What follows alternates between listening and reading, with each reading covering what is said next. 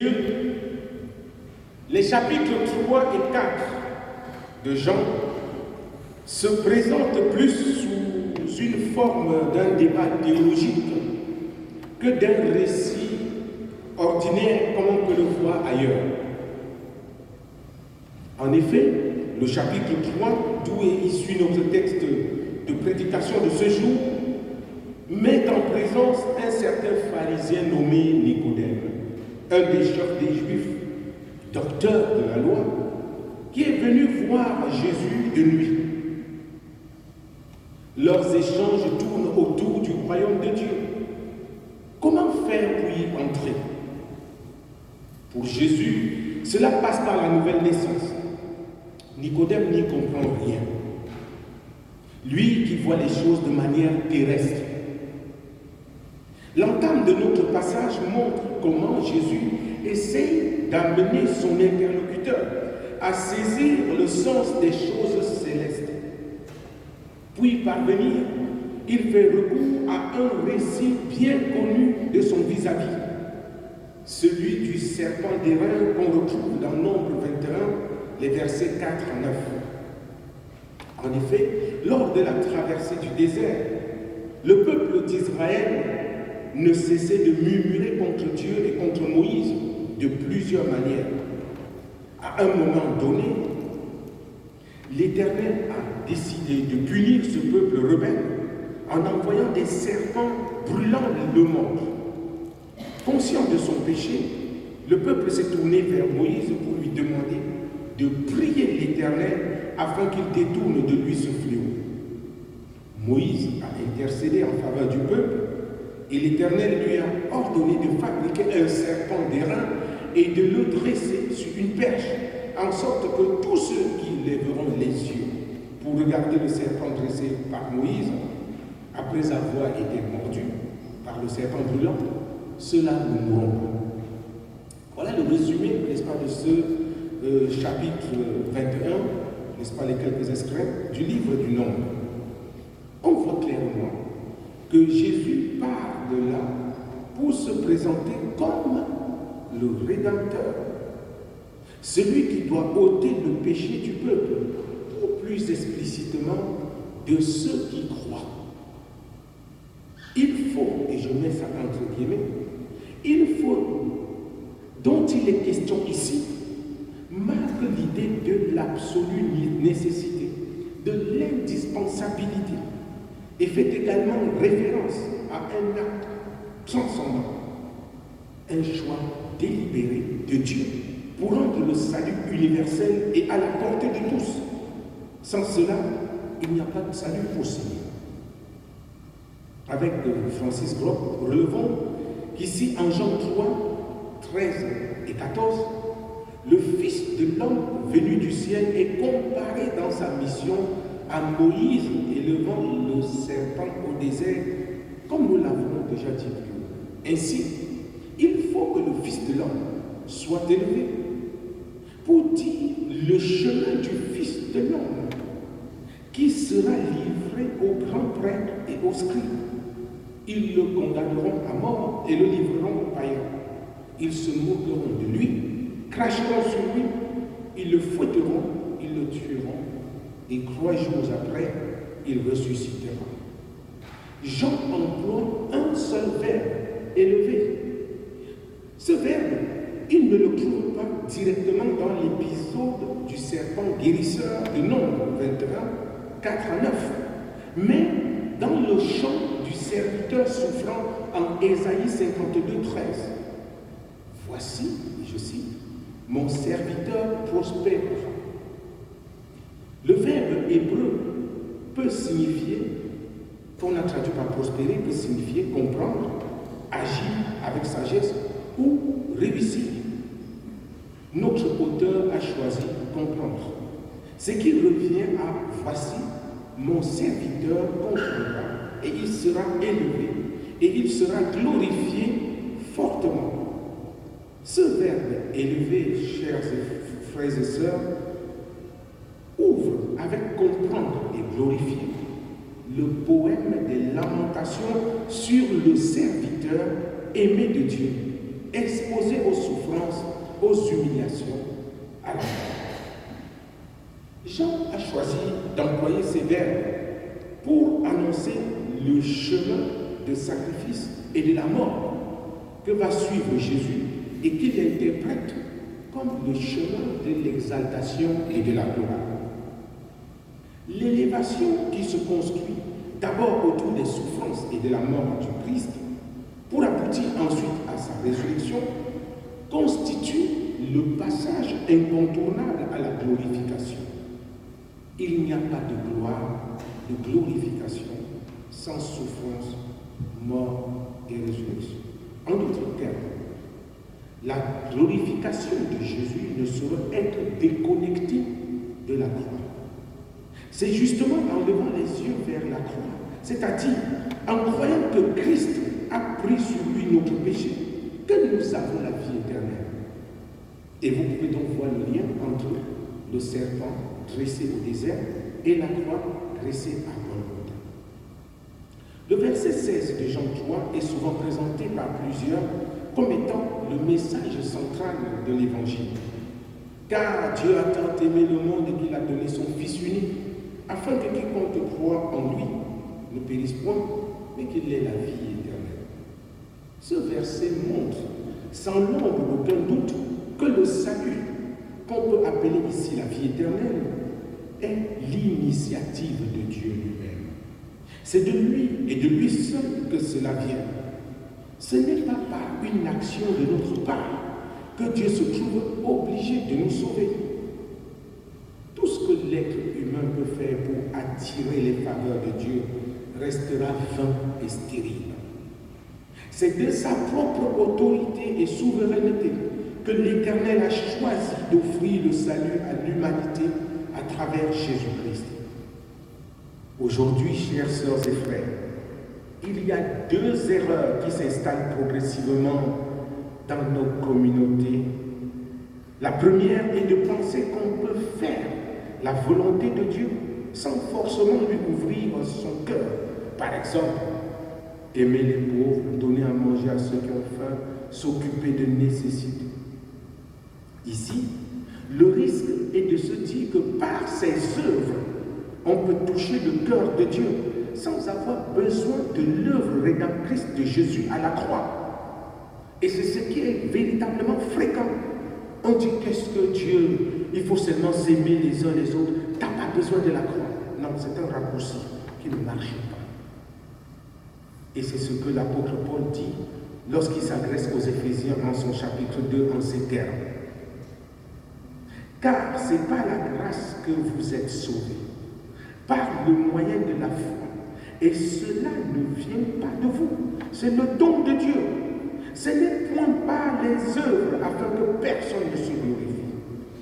Parce que s'il fallait s'appuyer sur ces œuvres, il fallait seulement que quelqu'un soit un brigand patenté, il pille les pauvres d'un côté et donne de l'autre. Pour qu'on dise, ah lui, les cieux lui sont ouverts, parce que ses œuvres parlent d'eux-mêmes. Non, avec Dieu ça ne marche pas. On ne corrompt pas Dieu pour entrer dans son royaume. Il faut croire. La deuxième erreur est celle de se dire qu'à force de prière et de jeûne, on peut contraindre Dieu à sortir de sa volonté pour faire la nôtre.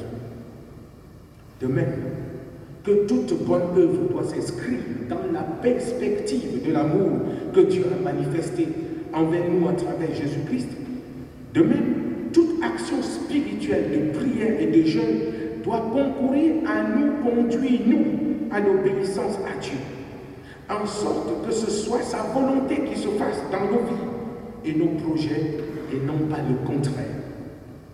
Oui, quand nous prions, ce n'est pas pour que Dieu change et nous rejoigne, mais c'est pour que Dieu nous donne la force à nous d'entrer dans son projet. C'est cela le sens de notre prière. Quand je souffre, je prie parfois pour dire Seigneur, allège ma souffrance. Mais et s'il y a une souffrance par laquelle Dieu veut que je passe, parce qu'il veut m'épurer, parce qu'il veut ouvrir mon regard sur quelque chose, alors quand je prie, je dis Seigneur, c'est pour cela que Dans notre prière du Notre Père, il y a cette phrase importante, que ta volonté soit faite au ciel comme sur la terre.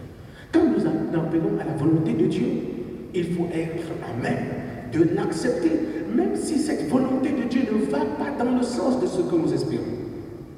C'est seulement que nos yeux sont si petits pour voir les choses.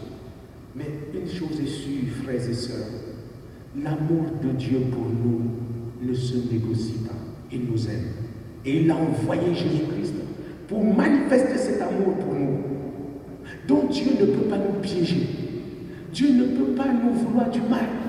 Même si nous passons par la maladie, la souffrance, le chômage, la disette, ce n'est pas que Dieu nous veut du mal. Lui, Dieu, veut notre bien. Et quand nous souffrons, il souffre avec nous. Quelle preuve voulons-nous encore de cette magnanimité de Dieu, au-delà de ce que nous avons à travers la présence de Jésus-Christ? Qu'on me comprenne bien. Je soutiens qu'on n'intensifie pas la prière pour faire basculer Dieu de notre côté, comme si on avait affaire à un Dieu inconstant et manipulable. Nos prières ferventes doivent être de demander au Seigneur de briser en nous toutes les hostilités et les réticences à l'accomplissement de sa volonté dans nos vies. La suite de notre texte précise la mission de notre Seigneur, déclinée par lui-même. Il est venu non pour juger le monde, mais pour le sauver de son péché.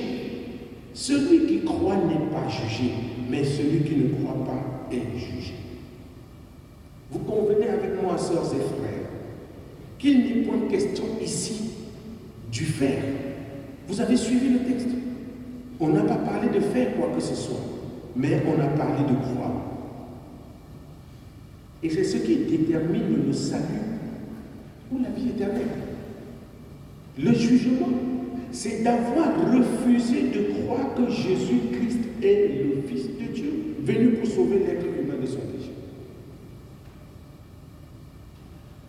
Finalement, de quitter par le jugement, Jésus fait allusion ici aux chefs religieux qui s'enferment dans leur refus de voir en lui l'envoyé du Père. C'est ce qu'il pointe ici. Parce que ces chefs religieux sont tellement enfermés dans la loi qu'ils passent la journée à violer, à ne pas respecter. Il dit, vous ne voyez pas. Vous vous enfermez dans cela. Vous ne croyez pas. Parce que vous ne croyez pas que je suis le Fils de Dieu, venu pour sauver l'humanité, vous êtes déjà jugés. Par le fait de refuser de croire. Ce n'est pas parce que vous avez fait telle ou telle chose, mais parce que vous avez refusé de croire. Et c'est le nœud de ce qu'on appelle la repentance, la conversion. Se convertir n'est pas quitter catholique pour devenir protestant, ou bien je ne sais pas trop quoi. Ce n'est pas ça la conversion. On peut se balader d'église en église sans être converti. Mais la conversion, c'est prendre conscience de son péché. Prendre conscience du fait que pendant longtemps, je n'ai pas cru que Jésus-Christ est le Fils de Dieu. Et se tourner vers le Fils de Dieu.